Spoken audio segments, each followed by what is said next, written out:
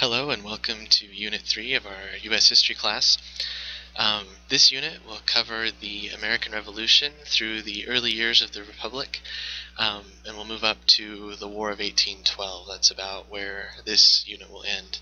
A couple of highlights coming up for this unit to keep in mind are the Townsend paper, which is due the first Friday of the unit, and then the final project topic, which is due the second Friday of the unit. So this unit lasts 2 weeks. And if you choose to do the Townsend assignment, that is due during the first half of this unit. If you have any questions about that, would like some feedback on your thesis statement or an introduction, send me an email and I can provide some feedback about that. The final project topic needs to be submitted by the end of this unit. If you have any questions about that, or if you're having a hard time coming up with a good topic, please contact me and let me know. Hopefully you'll also notice in this unit we'll be reading 3 chapters from the American Yop, 5 through 7, which cover the topics that I mentioned at the beginning, and we'll also be looking at some primary sources from the National Archives. There are 100 different documents listed at the site that you will link to. Out of the first 24, which are from this time period that we're studying, you need to just choose 2 that you'll read and do a reading worksheet for and comment on Twitter about. So again, you can choose any 2 of the first 24. These include things like the Declaration of Independence, the Constitution, the Bill of Rights, among many other kinds of documents from this period in our nation's history. The article that we'll be reading for this unit is Jackson's Fly With Me about the Haitian Revolution in African American memory from the time of the Revolution all the way up to the present.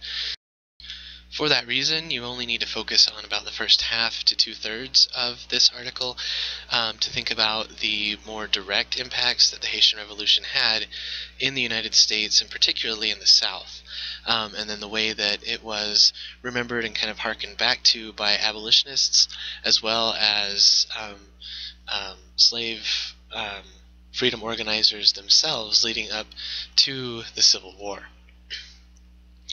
So as you'll notice, then, the Haitian Revolution is something that did not directly take place within the United States, of course, but it had a profound impact on American history. And students of a field known as transnational history are beginning to look at the connections between different nations, their histories, the events that take place there, and to see how they fit together in order to tell the whole story and see what stories we're missing by only focusing on national stories within certain boundaries. Something else I wanted to point out about this unit and every unit, I put quite a few crash course videos in the video section.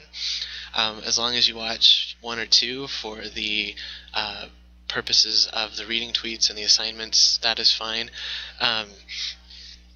You can watch them all if you'd like. You can watch the other ones that I didn't include because they do give a great kind of reinforcement, counterpoint to what we've been reading in the American Yop. That's what I hope they'll do for you anyway. So that's what is contained in this unit. Other than the assignments that I've specifically mentioned, everything is normal.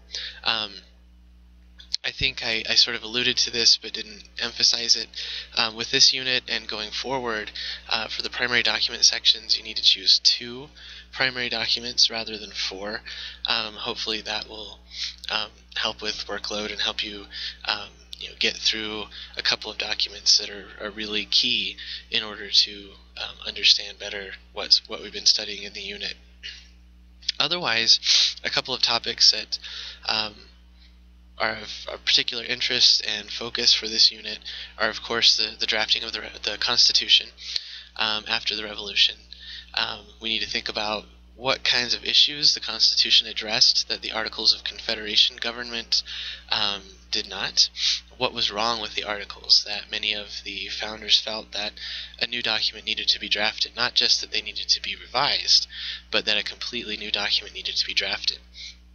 We'll also want to think about the kinds of compromises that were made in drafting the Constitution and also gaining its ratification. Not everyone wanted to see a Constitution that gave the kind of power that our Constitution gives to the national government or the executive body. And so we have to think about how were those kinds of reservations overcome? What role did the Bill of Rights play in that process? And then moving forward, what were the kinds of fits and starts set up by the Constitution? So if we look at the election of 1796 and the election of 1800 in particular, we'll notice that the Constitution didn't account for political parties. There was a situation in which two people from opposing parties, John Adams and Thomas Jefferson in 1796, became president and vice president in the same administration. Although those two had been friends prior to the drafting of the Constitution and the earliest period of Republican government in the United States, their friendship deteriorated. They were rivals by the time that they were put in office together. And so we have to think about why that took place and then how it was later addressed with an amendment in 1803. Also in 1803, Chief Justice John Marshall did something very important in terms of defining the power of the judicial branch. He set up something called judicial review in a case known as Marbury versus Madison. And so as you read about that, we need to think about what the implications were for U.S. history writ large, all the way up to the present. I think that most of us take it for granted today that the Supreme Court gets to decide whether or not laws are constitutional that have been passed by the federal and state government. That wasn't necessarily the way it was outlined in the Constitution. It wasn't that the Constitution said that the judiciary couldn't do that, but it didn't define the judiciary in that way. It was Chief Justice Marshall that worked to gain those kinds of powers and those kinds of definitions for the Supreme Court and the judicial branch. Also in that same time frame, Thomas Jefferson made the Louisiana Purchase, which added a huge swath of territory to the United States.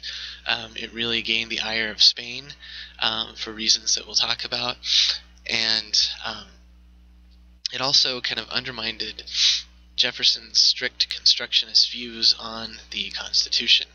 So after the Federalist, Anti-Federalist disputes of the ratification period, political parties formed, and within those parties, Federalists and Republicans, or Democratic Republicans, depending on how they've been labeled, there were people who called themselves loose constructionists and strict constructionists.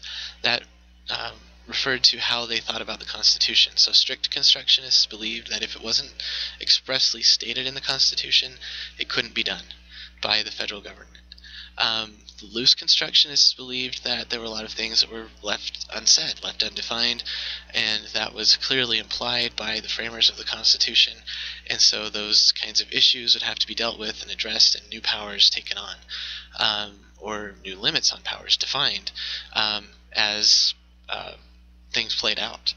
And in terms of Jefferson's purchase of Louisiana, there was nothing in the Constitution that said a president could buy a new territory.